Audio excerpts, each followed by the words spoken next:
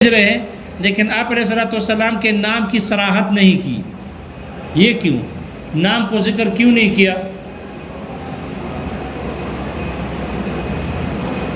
دو وجہ شارح ذکر کر رہے ہیں. شارح دو وجہ ذکر کر رہے ہیں. نام ذکر کیوں نہیں کیا؟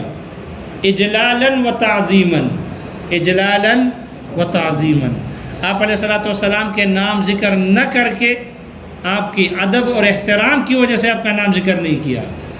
آپ کی تعظیم اور ادب کی رعایت کرتے ہوئے آپ کا نام ذکر نہیں کیا.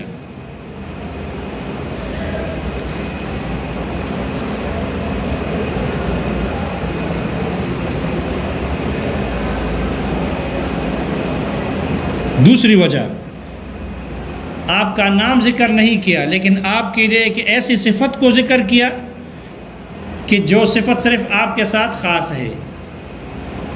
اس لیے کہ جب کوئی موصوف ہو ایسی صفت کے ساتھ خاص ہو تو وہاں پر بھی موصوف کو ذکر نہیں کیا جاتا، اس کی صفت ذکر کی جاتی ہے.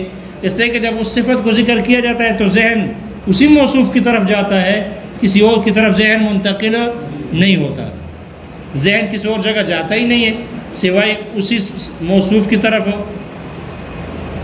اس لیے یہاں انہوں نے صفت ذکر کی علی من ارسلہ، وصف رسالت کو ذکر کیا. کیوں ذکر کیا؟ وہی تعظیماً و اجلالاً، آپ کی تعظیم اور آپ کے ادب کی رعایت کرتے ہوئے. اس لیے کہ جب کوئی آدمی کسی وصف کے ساتھ خاص ہو تو وہاں ادب کا تقاضا یہی ہے کہ اس کا نام ذکر نہ کیا جائے، اس کی صفت ذکر کی جائے. ادباً، ادباً، تعظیماً. دیکھو بہت سارے لوگوں میں مفتی صاحب اور مولوی صاحب ہوتے ہیں تو لوگوں کو تو مخاطب کرتے ہیں اس کے نام سے، لیکن جب مولوی صاحب اور مفتی صاحب کو مخاطب کرتے ہیں تو اس کا نام نہیں لیتے بلکہ مفتی صاحب کہہ کر ان سے مخاطب ہوتے ہیں یا مولوی صاحب کہہ کر ان کے ساتھ کلام کرتے ہیں. اس لیے کہ اس پورے ماحول میں اس میں یہ آدمی، یہ مولوی صاحب اسی وصف کے ساتھ خاص ہے، کوئی اور ہے نہیں. ہاں اور بھی مولوی ہو تو پھر وصف کے ساتھ ذات کو بھی ذکر کرتے ہیں، پھر ذات اور وصف دونوں ذکر کرتے ہیں. اس لیے جب کوئی موصوف کسی صفت کے ساتھ خاص ہو تو وہاں صفت کو بھی ذکر کیا جاتا ہے، موصوف کا نام ذکر نہیں کرتے. تعظیماً کہتے ہیں شیخ الحدیث صاحب ہے، نام نہیں لیتے. شیخ الحدیث صاحب آ رہے، دیکھو پیر صاحب آ رہے، پیر صاحب کا نام نہیں لے رہے. دیکھو مولوی صاحب آ رہے، نام نہیں لے رہے. ادباً. تو آپ علیہ السلام کے نام گرامی کو ذکر نہیں کیا. کیوں نہیں کیا؟ ان دو وجہوں سے. ایک وجہ تعظیماً و اجلالاً، آپ کی تعظیم اور ادب کی رعایت کرتے ہوئے. دوسری یہاں آپ کی ایک ایسی صفت کو ذکر کیا، اور جب موصوف کسی ایسی صفت کے ساتھ خاص ہو کہ جہاں جس کے ذکر کرنے سے ذہن کسی اور کی طرف منتقل ہی نہ ہو، صرف اسی موصوف کی طرف ذہن جاتا ہو، تو وہاں پر بھی اس موصوف کی اس صفت ہی کو ذکر کیا جاتا ہے، اس کے نام کو ذکر نہیں کرتے. ادباً و تعظیماً. اس لیے مصنف نے آپ علیہ السلام کے نام گرامی کو ذکر نہیں کیا اور اس کے وصف رسالت کو ذکر کیا. یہ بات سمجھ میں آ گئی؟ البتہ اس پر اشکال ہے، اعتراض ہے کہ جب اللہ تعالیٰ کی تعریف کر رہے تھے تو وہاں اللہ تعالیٰ کے نام کو ذکر کیا. الحمدللہ الذی ہدانا سواء الطریق. وہاں تو اللہ تعالیٰ کا نام ذکر کیا، اور جب نبی علیہ السلام پر درود اور سلام کا وقت آیا تو وہاں پر آپ علیہ السلام کا نام ذکر نہیں کیا، اور جواب یہ دیا کہ تعظیم اور ادب کی رعایت کرتے ہوئے. تو اللہ تعالیٰ کی تعظیم تو نبی سے زیادہ ہے. اللہ ہے، خالق ہے، اور انبیاء جتنے بھی ہوں ہے مخلوق ہے، تو اللہ تعالیٰ کی تعظیم تو انبیاء سے بڑھ کر ہے. تو یہاں تو جیسے نبی کا نام ذکر نہیں کیا ادب کی رعایت کرتے ہوئے، تو اللہ تعالیٰ کا نام تو بطریق اولا ذکر نہیں کرنا چاہیے تھا.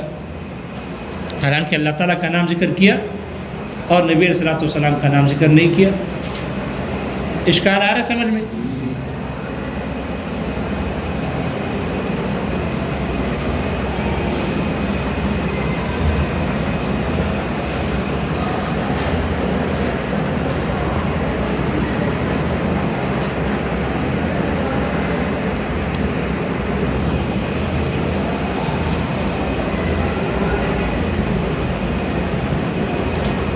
اس لیے کہ اللہ تعالیٰ کی بھی ایسی صفات ہیں جو کسی اور کے ساتھ خاص نہیں، تو اللہ تعالیٰ کو بھی پھر اس کے صفات کے ساتھ ذکر کرنا چاہیے تھا، کیونکہ جب اللہ تعالیٰ کی صفت کوئی قدیر، خبیر، سمیع سنتا ہے تو ذہن اللہ تعالیٰ ہی کی طرف جاتا ہے، کسی اور کی طرف منتقل نہیں، تو پھر اللہ کی بھی صفات کو ذکر کرنا چاہیے تھا، نہ کہ نام کو۔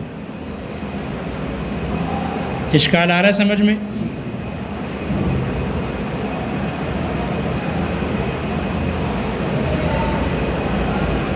اس کا جواب دیا ہے،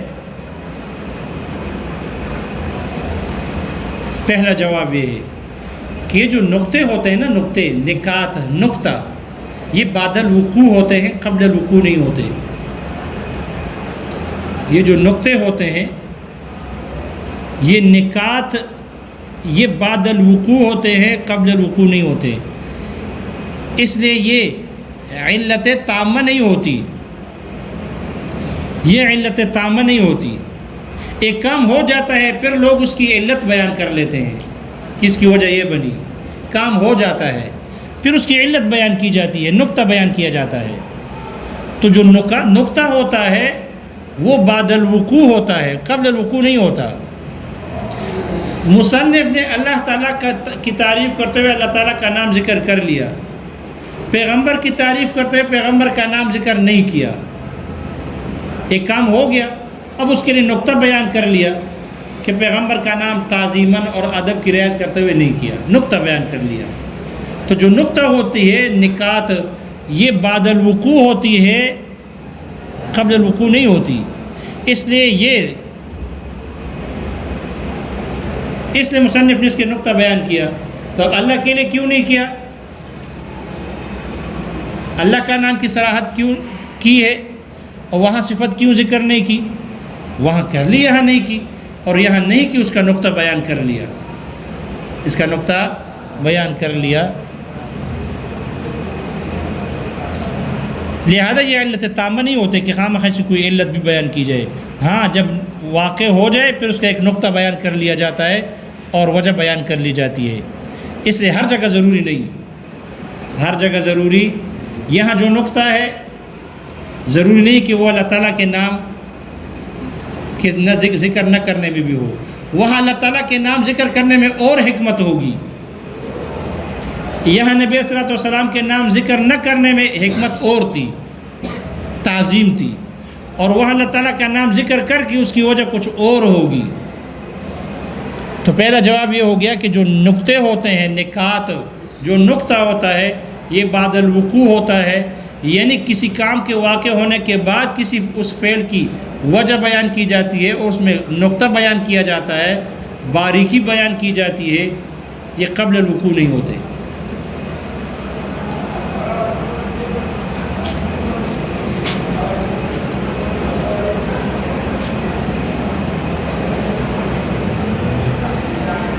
دوسری وجہ، دوسرا جواب یہ ہے کہ اللہ تعالیٰ کا نام ذکر کر کے آپ علیہ الصلوۃ والسلام کا نام ذکر نہیں کیا۔ اس کا جواب یہ ہے کہ مصنف نے کتاب اللہ کی اقتدا کی، کتاب اللہ کی اقتدا کی۔ اللہ تعالیٰ نے اپنی تعریف کی ہے تو الحمدللہ، الحمدللہ رب العالمین، اللہ تعالیٰ نے اپنے نام کی صراحت کی۔ اور جب نبی پر درود کا وقت آیا تو اللہ تعالیٰ نے آپ علیہ الصلوۃ والسلام کے نام ذکر نہیں کی بلکہ آپ کے وصف نبوت کو ذکر کیا۔ ان اللہ و ملائکتہ یصلون علی النبی، اب نام ذکر نہیں کیا اللہ تعالیٰ نے بلکہ آپ کی صفت نبوت کو ذکر کیا، وصف نبوت کو ذکر کیا۔ تو مصنف نے بھی کتاب اللہ کی اقتدا کی۔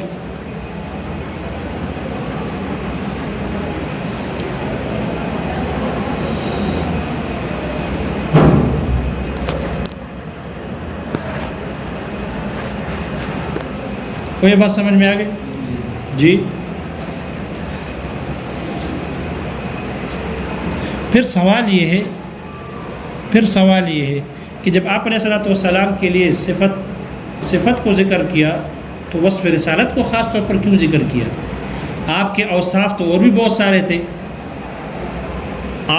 آپ میں صفت شجاعت بھی تھی، آپ میں صفت سخاوت بھی تھی، تو آپ کے باقی صفات کو چھوڑ کر آپ کے وصف رسالت کو کیوں صرف ذکر کیا؟ علی من ارسلہ کہہ کر باقی صفات کیوں ذکر نہیں کی؟ اس کا جواب شارح نے ذکر کیا کہ چونکہ یہ آپ کی صفت رسالت ایسا وصف ہے جو تمام صفات کو جامع ہے، تمام صفات کمالیہ کو جامع ہے، اس لیے آپ کے صفات میں سے صفت کمالیہ کو اختیار کر کے ذکر کیا، باقی صفات کو چھوڑ دی۔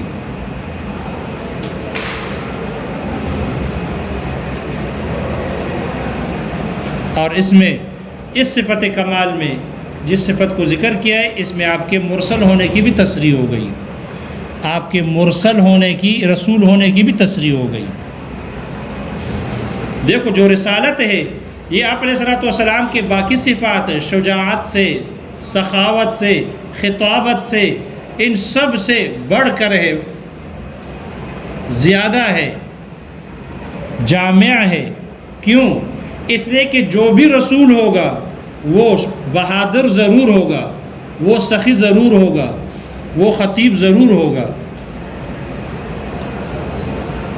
لیکن جو بہادر ہو اس کا رسول ہونا ضروری نہیں ہے۔ حضرت عمر فاروق رضی اللہ عنہ جرت اور بہادری میں مشہور ہے لیکن رسول نہیں ہے۔ حاتم طئی سخاوت میں مشہور ہے عرب میں لیکن رسول نہیں ہے۔ لہذا مصنف نے رحمہ اللہ نے وصف رسالت کو ایسے وصف کو اختیار کیا کہ جو آپ کی تمام صفات کمالیہ کا جامع ہے۔ وہ دروازہ بند کر دو۔ اور اس وصف رسالت کے ذکر کرنے سے آپ کے مرسل ہونے کی طرف بھی اشارہ ہو گیا کہ آپ اللہ تعالیٰ کے رسول ہیں، اللہ تعالیٰ کے رسول ہیں، اس لیے کہ جو رسالت ہے یہ نبوت سے بڑھ کر ہے، یہ نبوت سے اوپر ہے، رسالت نبوت سے بڑھ کر ہے۔ اس لیے کہ رسول اس نبی کو کہتے ہیں جس کو نئی شریعت اور نئی کتاب ملی ہو، جبکہ نبی اس مسئلے میں عام ہے، چاہے اس کو کتاب ملی ہو یا نہ ملی ہو، نئی شریعت ملی ہو یا نہ ملی ہو۔ اس لیے بہت سارے انبیاء ایسے آئے ہیں جو دوسرے رسولوں کے تابع رہے، نہ نئی شریعت ملی اور نہ ہی نئی کتاب۔ جیسے ہارون علیہ السلام ہے، موسیٰ علیہ السلام کے تابع ہے، تو کتاب رسالت جو ملی ہے وہ تو موسیٰ علیہ السلام کو ملی، کتاب ملی، شریعت ملی، لیکن ہارون علیہ السلام اس کے تابع ہے۔ اب ہارون علیہ السلام نبی ہے، رسول نہیں ہے، اور موسیٰ علیہ السلام رسول بھی ہیں اور نبی بھی ہیں۔ اور سمجھ میں آ گیا؟ دیکھو کتاب میں اگر آ گیا ہو، کتاب میں دیکھو، صرف ترجمہ کرنا ہے۔ قولہ، وہ دروازہ بند کر دو کنڈی لگا کر۔ قولہ والصلاۃ ہی بمعنی الدعاء، صلاۃ یہ دعا کے معنی میں ہے، اے طلب الرحمت، طلب رحمت کے معنی میں ہے۔ وَإِذَا أُسْنِدَ إِلَى اللَّهِ تَعَالَى، اور جب اس کو منسوب کیا جائے، اس کی نسبت کی جائے اللہ تعالیٰ کی طرف، تجرد عن معنی الطلب، تو یہ طلب والے معنی سے خالی ہو جاتا ہے۔ وَيُرَادُ بِهِ الرَّحْمَةُ مَجَازًا، اور اس سے مجازاً رحمت مراد لیا جاتا ہے۔ لیکن رحمت پر بھی پھر کیا ہو گیا؟ اشکال آ گیا۔ قولہ علی من ارسلہ، شارح کہتے ہیں لم یصرح باسمہ، آپ علیہ السلام کے نام کی صراحت نہیں کی مصنف نے۔ کیوں؟ پہلی وجہ تعظیماً و اجلالاً لہ، آپ علیہ السلام کی تعظیم اور آپ کی ادب کی وجہ سے، عظمت کی وجہ سے۔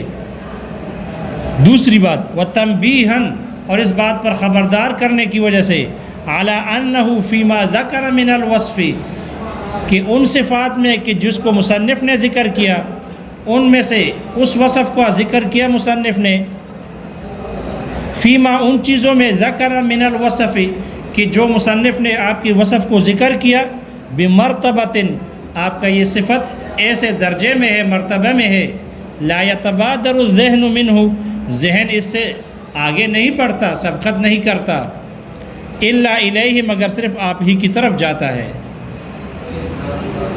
پھر سوال ہوا کہ آپ کے باقی صفات کیوں اختیار نہیں کی، صرف وصف رسالت کو کیوں ذکر کیا؟ اس کی وجہ بیان کریں، جواب دے رہے ہیں واختار من بین الصفات ہذہ، اور مصنف نے آپ کے صفات میں سے صرف اس صفت کو اختیار کیا، منتخب کیا،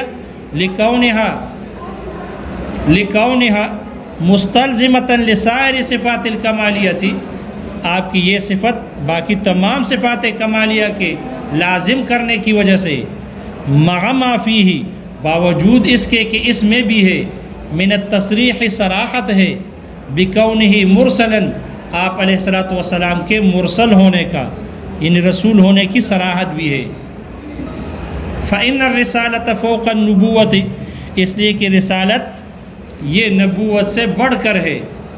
فإن المرسل هو النبی، اس لیے کہ رسول ہی وہ نبی ہوتے ہیں، الذی ارسل الیہ دین و کتاب، کہ جس کی طرف دین، نیا دین اور نئی کتاب بھیجی جائے۔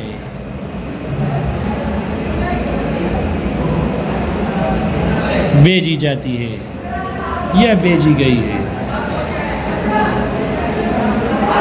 بس جاوے